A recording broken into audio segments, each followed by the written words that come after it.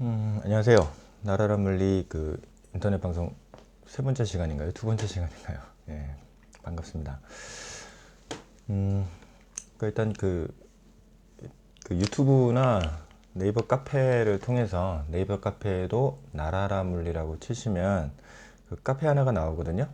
거기에 질문 게시판에 질문을 올려주시면 그 질문에 대해서 이 시간에 좀 이렇게 답변을 해드리도록 하겠습니다.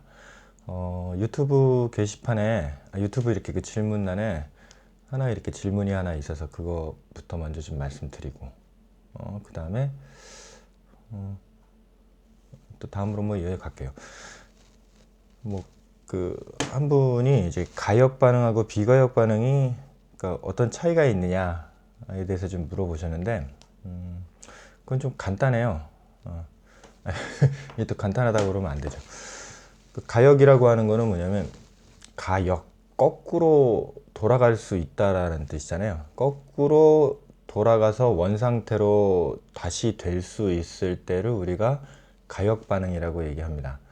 비가역 반응이라고 하는 건 어떠냐면 다시 돌이켜 되돌릴 수가 없는 반응. 예를 들어서 물은 항상 어디로? 높은 곳에서 낮은 곳으로. 그 다음에 열이라고 하는 것도 어때요? 온도가 높은 곳에서 온도가 낮은 곳으로 이렇게 흘러가게 되어 있죠. 열 에너지가 이렇게 전달이 된다. 열이 흘러간다. 우리 일상적인 표현으로 그렇게 되는데, 그런 반응들이 근데 거꾸로는 좀 되지 않는, 거꾸로는 그러니까 되지 않는 이 반응이 비가역 반응. 진자 운동처럼 이쪽 한쪽으로 갔다가 예를 들면 이렇게 가서 다시 원상태로 돌아가는 반응. 이것이 바로 이제 가역 반응. 거꾸로 돌아가서 원상태가 되는 반응. 이제 이게 가역 반응이라고 보시면 됩니다. 그럼 여기서 이제 한 가지 또 질문이 나오죠. 예를 들면 물 같은 경우는 우리 양수발전소라고 있잖아요. 높은 곳에서 낮은 곳으로 물이 이제 흐르게 되는데 그 낮은 곳에 있는 물을 밤에 어떻게 해요? 이 양수발전소는 위로 이렇게 끌어올리잖아요. 그러니까 낮은 곳에서 높은 곳으로 물 올라갈 수 있다라고 얘기한다면 이제 좀 할 말이 없죠. 그래서 가역 반응, 비가역 반응을 정의할 때 반드시 또 들어가야 되는 게 뭐냐면 어떤 단어가 들어가야 되냐? 자발적이라고 하는 단어가 들어가야 됩니다. 자발적으로 거꾸로 돌아갈 수 있느냐? 지금 양수발전소 같은 경우는 이제 그렇게 할 수 없죠. 뭐가 투입이 돼야 돼요? 반드시 에너지가 투입이 돼야지만 그 아래쪽에 있는 물을 어떻게 위쪽으로 끌어올릴 수가 있죠. 예, 끌어올릴 수가 있어요. 그거는 이제 어때? 자발적으로 스스로 일어나는 건 아니고 스스로라고 하는 거는 그냥 자연적으로란 뜻도 돼요. 자발적, 자연적으로 스스로 일어나는 반응은 아니고 외부로부터 어떻게 에너지가 투입이 돼야지만 일어나는 반응이니까 그거는 정확히 말해서는 비가역 반응이다. 열도 마찬가지죠. 열은 뭐 온도가 낮은 곳에서 높은 곳으로 이렇게 끊임없이 펌프질하는 열 펌프라고 하죠. 열을 이제 계속해서 낮은 곳에 있는 방 안이니까 예를 들면은 온도가 낮고 외부가 온도가 더울 때 계속 온도를 낮은 상태로 유지하는 게 뭐예요? 바로 에어컨이죠. 자발적으로는 어떻게 돼요? 더운 바깥의 그 열이 안쪽으로 계속해서 들어오는데 그 들어오는 만큼 에어컨은 거꾸로 열을 바깥으로 이렇게 자꾸 내보내는 역할을 하죠. 예. 근데 이 바깥으로 내보내기 위해서 에어컨이라는 장치를 통해 뭘 한다? 에너지를 투입하는 작업이기 때문에 스스로 일어나지는 않는 반응이에요. 예. 그래서 이것도 비가역 반응. 예를 들면 잉크가 어떻게? 잉크가 물컵에다가 잉크를 딱 떨어뜨리면 어떻게? 팍 퍼져나가는 그 반응. 그 확산이라 그러죠. 이렇게 퍼져나가는 것도 무슨 반응? 비가역 반응. 그거를 이제 다시 긁어모을 수가 없는 거죠.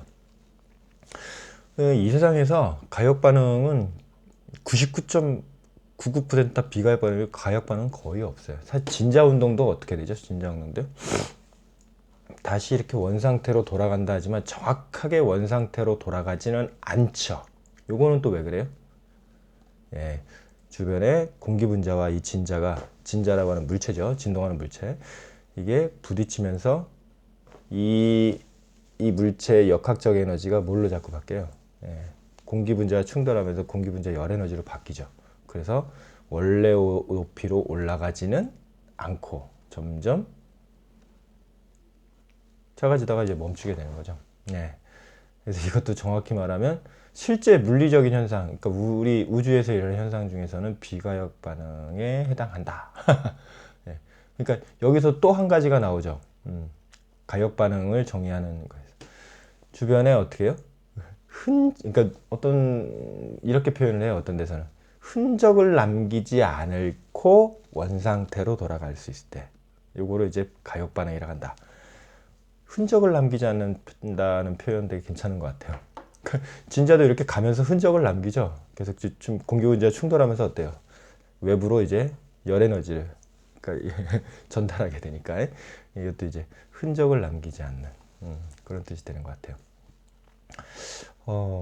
이 가역 반응, 비가역 반응을 같이 이렇게 생각하면서 중요하게 우리가 또 그 개념을 잡아야 되는 건 사실 그 과학에서의 두 가지 큰 기둥이죠. 하나는 에너지는 이제 보존된다라는 그 개념하고 에너지 보존 법칙, 보존 개념이라는 것하고 그다음에 두 번째는 바로 이제 어떤 그 에너지의 흐름은 일정한 방향성이 있다라고 하는 것. 물이 높은 곳에서 낮은 곳으로, 열이 온도가 높은 곳에서 낮은 곳으로 자발적으로 흔적을 남기죠. 이렇게. 그리고 뭐 공기 분자 사이에 그러니까 어떤 기체가 이렇게 확산돼서 퍼져나가는. 그러니까 이게 거꾸로 이렇게 마치 필름을 거꾸로 돌리듯이 거꾸로 이렇게 일어나는 일은 자발적으로 일어나지 않는다. 이것이 바로 뭐냐면 이런 그 방향이 있다, 방향성이 있다라는 거를 좀 이제 이렇게 인식할 필요가 있어요. 그래서 요거를 특별히 이제 법칙으로 정의한 게 연력학 제2법칙이죠. 2법칙. 예. 그래서 연력학 법칙에 대해서는 다음에 또 한번 기회가 있을 때 자세하게 좀 정의를 해드리겠습니다.